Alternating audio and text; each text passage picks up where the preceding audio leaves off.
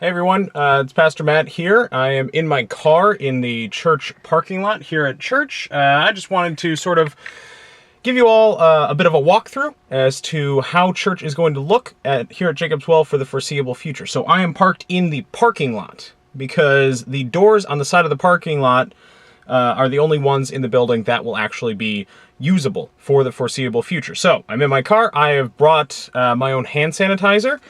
I've got my mask.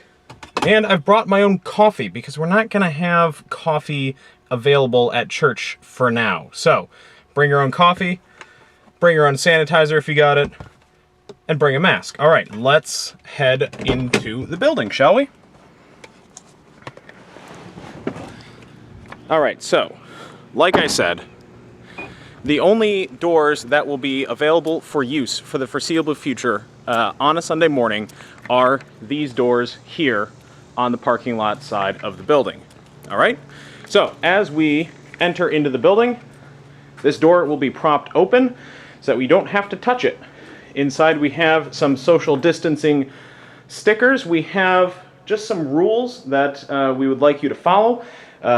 Key of all is to wear a mask. Now, I'm not going to be wearing my mask for the rest of this video just so that you can hear me more clearly. But at this point, if you have entered the building and do not have a mask on, we ask that you please put it on for the sake of keeping everyone else safe.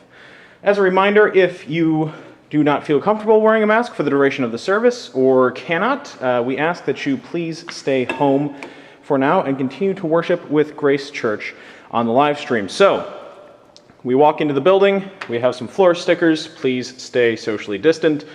And at this front desk here, someone will be there to greet you, not touch you at all, not shake your hand or anything, but greet you. We have hand sanitizer available if you did not bring your own.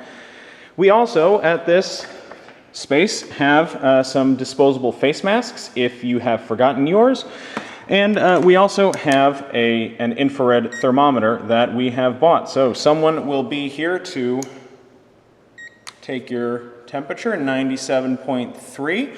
We also remind you that if you are feeling symptomatic at all, if you have a fever, if you have a cough, if you have any other symptoms of COVID-19, we ask that you please stay home for the sake of everyone else. Now, like I said, I brought my own hand sanitizer. We do have hand sanitizer here if you don't have any, but we heavily encourage you to bring your own sanitizer as well as your own coffee. A few other things as we come in here. Our drinking fountains will not be available for use. That is simply just to keep everyone safe once again. As far as bathrooms are concerned, you are still more than welcome to use either of these bathrooms, but we ask that if you do need to use the bathroom while at church, that you head over into the smaller room for the handicap accessible bathrooms because there will be more space and more availability for social distancing over there. And then as we walk into here, we are going to be having church in the big room for the foreseeable future because as you can see, based on the chair layout, there is plenty of room for social distancing. Right as you walk inside to your left here, we will see we have our offering boxes as usual. And on this table, we have these little individual self-serve communion wafer and juice kits. These are what we are going to be using for the foreseeable future to celebrate communion together so that we do not cross-contaminate anything or endanger anyone. So as you're coming in, you can deposit an offering if you feel so led. You can grab your communion cup and head to your seat.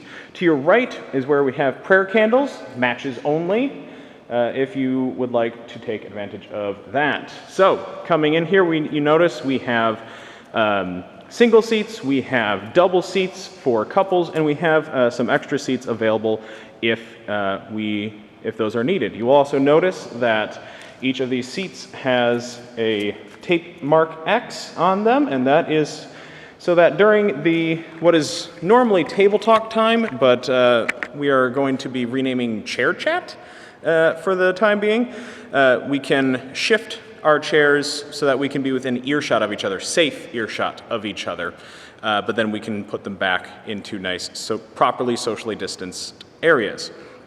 So we also ask that once you are in here that you take a seat and that you can spread out your stuff or whatever around your seat, but that you not get up, you do not move to any other seats, and you maintain social distance. so that we can keep everyone safe and healthy as possible.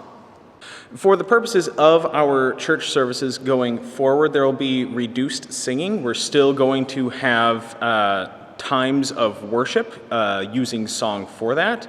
But as we've done in the past before with maybe a new song that not all of us know, the first song in the service, or even the first two songs in the service, will just be YouTube videos on the screen that we encourage you to read the lyrics of and meditate on, maybe hum along to yourself, inside of your mask, of course, but not sing, because based on the research that we've been doing, singing for extended periods of time in closed spaces, even with a mask on, is not a very smart or safe thing to do. But there will still be singing. At the very end of the service, we will have a short song where you'll be invited to sing along with, again, from the comfort of your own mask. Now, I, or the pastor of the week, will be unmasked during the service while we are speaking, but that is because if we look here from the pulpit, there is plenty of room between me and between everyone else. This is also just because sometimes people need to be able to read lips to better understand what someone is saying.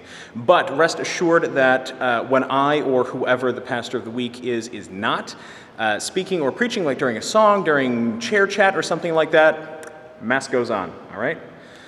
At the end of the service, after we have finished our one short song, we ask that you immediately depart so that we can go outside if you want to fellowship with other people from a safe distance outside. That we wouldn't hang out inside of the building, but instead we would just, in a calm and orderly fashion, go outside. We're going to be starting with the people in the back of the sanctuary first, and then just kind of moving our way up so that we can all continue to socially distance ourselves whenever we're in the building. So that's what it's going to look like for the foreseeable future. We thank you in advance for your cooperation and for your grace and patience, because we know that this is not ideal, but it is more ideal than worshiping at home. So I hope to see you this Sunday, July 19th, as we resume in-person worship here at Jacob's Well. God bless.